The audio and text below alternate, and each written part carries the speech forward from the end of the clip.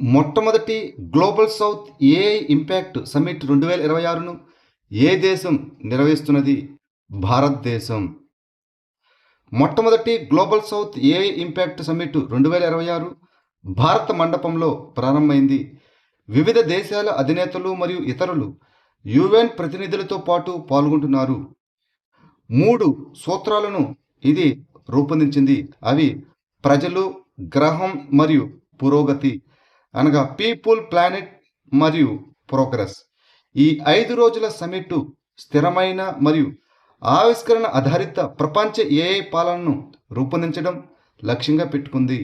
2026 భవ్య Bharat Bhushan award ప్రారంభోత్సవ గ్రహీతలు ఎవరు? సైనా నెహ్వాల్, మాజీ ప్రపంచ నెంబర్ 1 బ్యాడ్మింటన్ క్రీడాకారిణి. ఏఎస్ కిరణ్ కుమార్, ఇస్రో మాజీ చైర్మన్. డాక్టర్ ఎన్ రాజం, ప్రఖ్యాత వైలిన్ విద్వాంసుడు. డాక్టర్ నంబి నారాయణ్, శాస్త్రవేత్తగాను. అలార్మెల్ వల్లి, క్లాసికల్ నర్తకి. డాక్టర్ విక్రమ్ సంపత్, చరిత్రకారుడు మరియు రచయిత. భారత సాయుధ దళాలు పశ్చిమ వైమానిక కమాండు, పశ్చిమ నేవల్ కమాండు మరియు సైన్యానికి గాను అందుకున్నారు.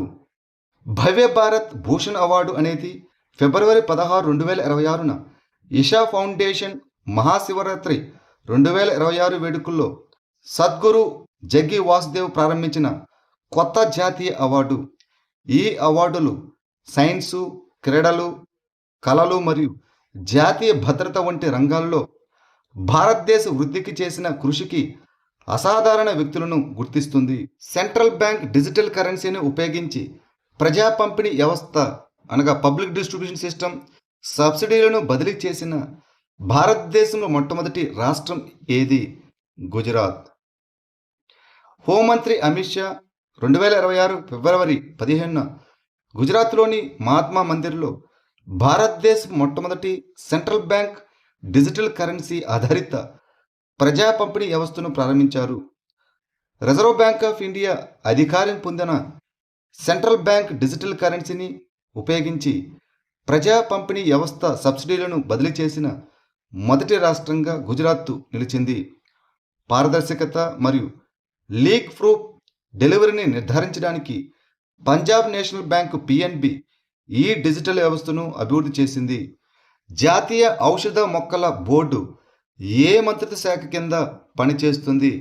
ఆయుష్ మంత్రిత్వ శాఖ, ద మినిస్ట్రీ ఆఫ్ ఆయుష్. ఆయుష్ మంత్రిత్వ శాఖ పరిధిలోని నేషనల్ మెడిసినల్ ప్లాంట్స్ బోర్డు విజ్ఞాన భవన్లో ఒకరోజు చింతన్ శిబిరాన్ని నిర్వహించింది. నేషనల్ మెడిసినల్ ప్లాంట్స్ బోర్డుని భారత ప్రభుత్వం 2000 సంవత్సరంలో స్థాపించింది. ఇది ఆయుష్ మంత్రిత్వ శాఖ కింద పనిచేస్తుంది.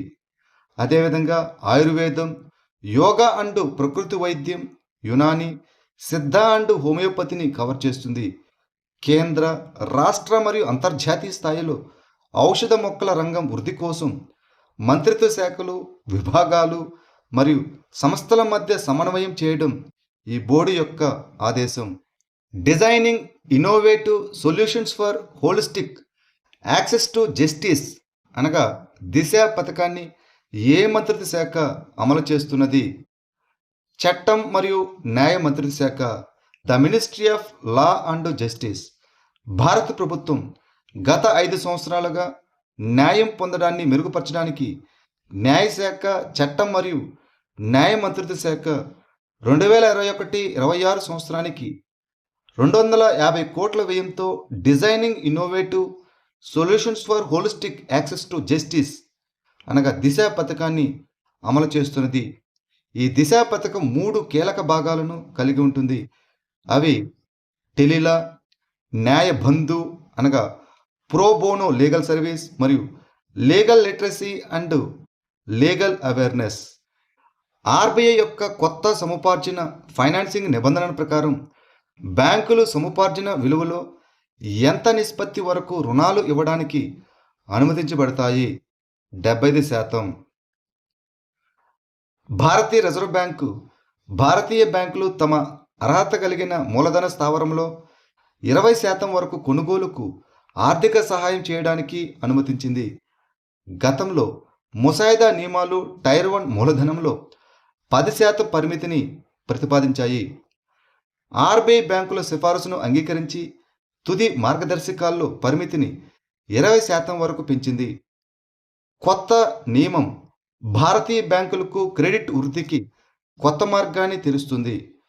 బ్యాంకులు సముపార్జన విలువలో 70% వరకు రుణాలు ఇవ్వడానికి అనుమతించబడతాయి. లేహ్ దోస్మోచే పండుగ మరియు స్ట్రోమోచే పండుగలను ప్రధానంగా ఏ రాష్ట్రం లేదా కేంద్రపాలిత ప్రాంతంలో జరుపుకుంటారు? లడఖ్.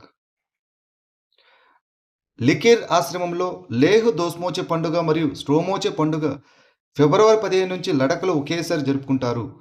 లేహ్ దోస్మోచే పండుగను లేహ్ పట్టణంలో గొప్ప మతపరమైన భక్తి మరియు సాంప్రదాయ వైభవంతో జరుపుకుంటారు.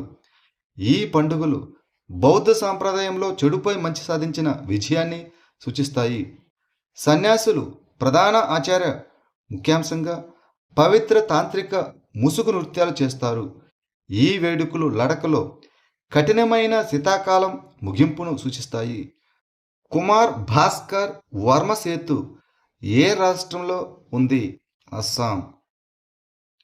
నరేంద్ర మోదీ అస్సాంలో 5,450 కోట్ల విలువైన ప్రధాన మౌలిక సదుపాయాల ప్రాజెక్టులను ప్రారంభించారు.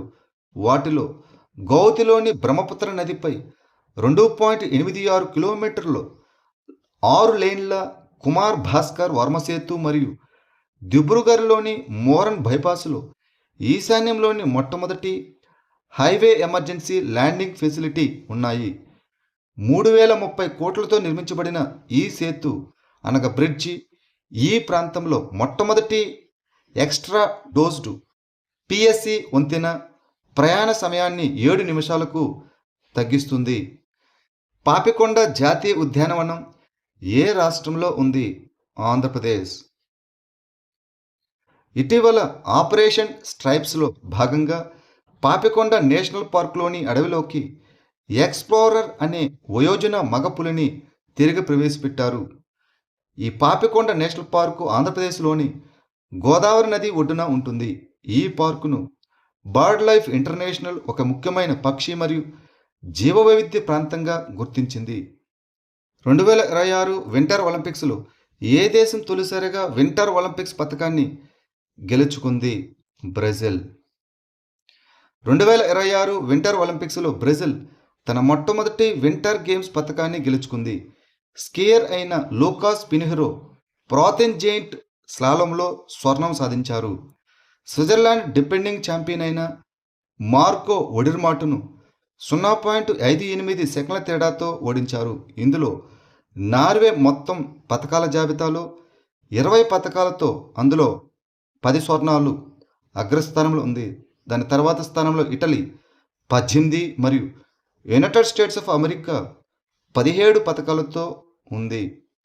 2026 ఫిడే ఫ్రీ స్టైల్ చెస్ ప్రపంచ ఛాంపియన్షిప్ను ఎవరు గెలుచుకున్నారు?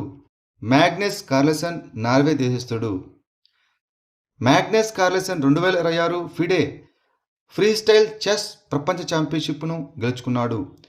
వీసెస్ హాస్లో జరిగిన ఫైనల్లో ఫాబియానో కరువానాను 2.5, 1.5 తేడాతో ఓడించాడు.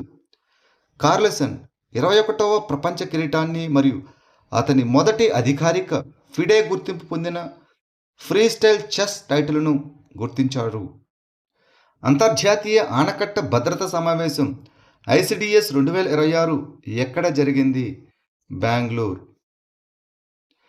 Dam rehabilitation and improvement project phase 2 మరియు ఫేజ్ 3 కింద బెంగళూరులోని ఇండియన్ ఇన్స్టిట్యూట్ ఆఫ్ సైన్స్లో international conference on dam safety 2026 జరిగింది.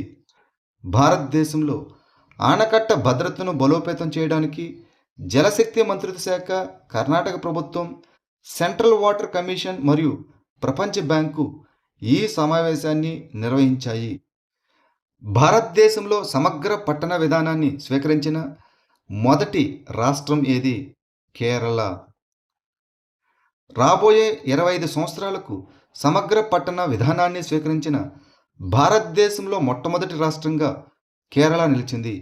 ఈ విధానాన్ని 2023-24 రాష్ట్ర బడ్జెట్లో ప్రకటించారు మరియు రాష్ట్ర మంత్రివర్గం ఆమోదించింది. Kerala urban policy commission December 2023లో ఏర్పడింది. ఇది అసమానతలను తగ్గించడం, సామాజిక మద్దతును నిర్ధారించడం మరియు పట్టణ సౌకర్యాలను మెరుగుపరచడంపై దృష్టి పెడుతుంది. వీర్ గత 5.0 సూపర్ 100 జాతీయ పోటీలో గెలిచిన ఆయేషా కరీం ఏ రాష్ట్రానికి చెందినది? అస్సాం. అస్సాంలోని గౌహటిలోని సరళ బిర్లా జ్ఞాన్ జ్యోతిలో 4వ తరగతి విద్యార్థిని అయిన ఆయేషా కరీం వీర్ గత 5.0 సూపర్ 100 జాతీయ పోటీలో విజేతగా నిలిచింది. 2008 ముంబై ఉగ్రవాద దాడుల సమయంలో అశోక్ చక్ర అవార్డు గ్రహీత అయిన మేజర్ సందీప్ ఉన్నికృష్ణన్ యొక్క శక్తివంతమైన స్కెచ్ని ఆమె రూపొందించింది. ఆమె కళాకృతి భారత సైనిక అధికారి ధైర్యం మరియు త్యాగాన్ని హైలైట్ చేసింది.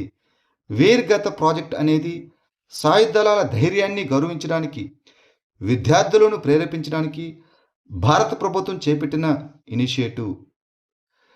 ఇటీవల ప్రముఖ నేపథ్య గాయని అయిన గీతా పట్నాయక్ మరణించారు. ఆమె ఏ రాష్ట్రానికి చెందినవారు? ఒడిశా.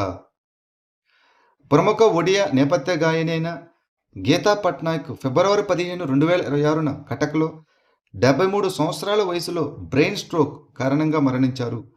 ఒడిశా సంగీత స్వర్ణయుగంలో ప్రసిద్ధ స్వరకర్త అయిన ఆమె ఒడియా సినిమాలు, భక్తి పాటలు మరియు ఆధునిక ఆల్బమ్లకు అపారమైన కృషి చేశారు. రాష్ట్ర సాంస్కృతిక చరిత్రలో శాశ్వత స్థానాన్ని సంపాదించారు.